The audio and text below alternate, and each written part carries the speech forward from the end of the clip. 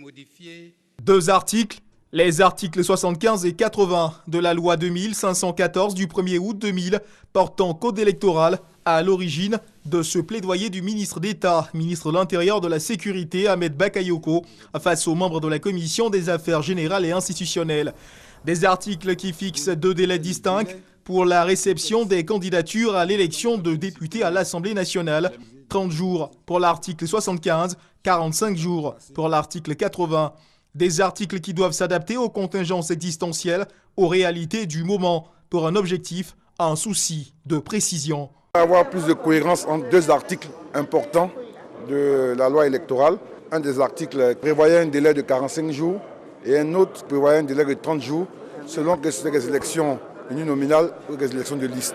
Pour éviter qu'il y ait des conflits d'interprétation, nous avons, avec la Commission électorale indépendante, proposé qu'il y ait un alignement sur 30 jours, de sorte qu'il n'y ait pas de conflit.